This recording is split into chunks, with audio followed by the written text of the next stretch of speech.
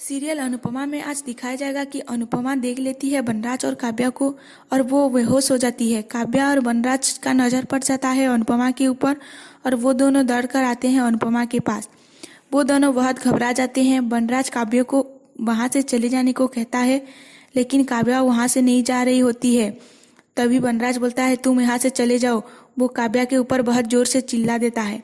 काव्या घबराते हुए वहाँ से चली जाती है और वो देविका के से टकरा जाती है। उससे पूछने की कोशिश करती है वेदिका, लेकिन वो कुछ नहीं बोलती है और वहाँ से दौड़कर चली जाती है। इधर घर वाले भी सभी फैमिली पिक्चर ले रहे होते हैं। काव्या बाद में घर के बाहर जा रही होती कि नंदिनी से टकरा जाती है।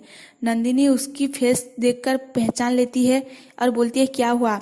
लेकिन काव्या उससे भी कुछ नहीं बोलती है। उसी समय वेदिका का आवाज लगाती है, माँ बाबूजी सब लोग कहाँ पर हो, इधर आ जाओ, अनुपमा बेहोश हो गई है। उसकी आवाज सुनकर सभी डर कर जाते हैं।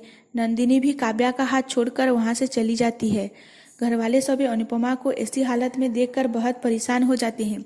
सभी लोग वनराज को पूछते हैं कि अनुपमा को क्या हुआ है। तभी वनराज बोलता है, मैं बाथरूम में था और जब बाहर आया तो देखा अनुपमा ऐसे बेहोश थी, मुझे उसे क्या हुआ है।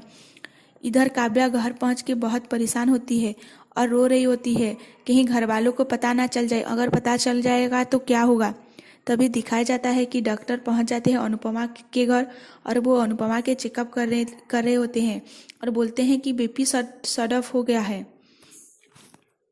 और इसलिए वो बेहोश हो गई है। बापूजी बोलते हैं, मेडिसिन लेने के बाद वो ठीक तो हो जाएगी ना। तभी डॉक्टर बोलते हैं, अभी कुछ नहीं बता सकते, होश आने के बाद पता चल सकता है। तभी डॉक्टर बोलते हैं, इन्हें कुछ मेजर शक लगा है। तभी वेदिका वनराज के ऊपर देख रही होती है। फिर डॉक्टर वहां से चले जाते हैं।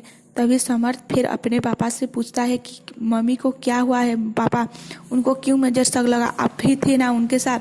तभी वनराज उसे डांट लेता है और बोलता है, मुझे नहीं पता, तुम क्यों मुझे ऐसे बार बार पूछ रहे हो, एक बार में तुम्हें बात समझ में नहीं आई क्या। तभी वेदिका सब लोगों को बाहर चले जाने को कहती है और बोलती है, मैं यहाँ पर रुकूंगा, आप सब लोग बाहर चले जाओ, अनुपमा ऐसे कंफर्टेबल नहीं है। समर्थ जाने के लिए मना कर रहा होता है, लेकिन वेदिका उसे जाने से मजबूर कर देता है। फिर घर वाले सभी वहां से चले जाते हैं, वनराज भी वहां से चले जाता है। वेदिका उसके और अनुपमा के बीच हुई बातों को याद कर रही होती है और बोलती है, ऐसा सब कुछ तेरे साथ ही क्यों होता है। बाकी सभी घर वाले नीचे जाते हैं। तभी किंजल की माँ वहां से चले जाने की कहती है और किंजल को भी चले जाने को कहती है, लेकिन किंजल वहां से चले जाने को मना कर देती है। तभी बा बोलते हैं, सुबह से अपशगुन हो रहा था, इसलिए ये सब कुछ हुआ, मुझे तो लग रहा था कि कैसा कुछ होगा। बापूजी कान्हा जी के पास प्रार्थना करते हैं और बोलते हैं, मेरे बेटी को कुछ हुआ ना तो मेरे तुम्हारे ऊपर से विश्वास ही उठ जाएगा और इसे आप धमकी समझो या प्रार्थना, मुझे नहीं पता। दूसरी तरफ दिखाया जाता है कि वेदिका नीचे आ रही होती है कि उसकी पैर में काव्या की इयररिंग चुभ जाती है और वो पहचान लेती है काव्या की इयररिंग को। तभी अनुपमा को थोड़ी थोड़ी याद होश आ रही होती है और वो बोल रही होती है, क्यों क्यों। वेदिका दौड़ कर आती है और बोलती है, क्या क्यों अनुपमा, क्या क्या। आज की कहानी यहीं पर ख़त्म हो जाती है। कल के एपिसोड में दिखाया जाएगा कि अनुपमा को होश आ जाती है और वनराज उसके पास जाता है, लेकिन अनुपमा उसे धक्का देकर नीचे गिरा देता है। और आज की कहानी में बस इतना ही। कल के एपिसोड के लिए आप हमारी चैनल को सब्सक्राइब कर दीजिए और लाइक करना भी बिल्कुल मत भूलिए। धन्यवाद।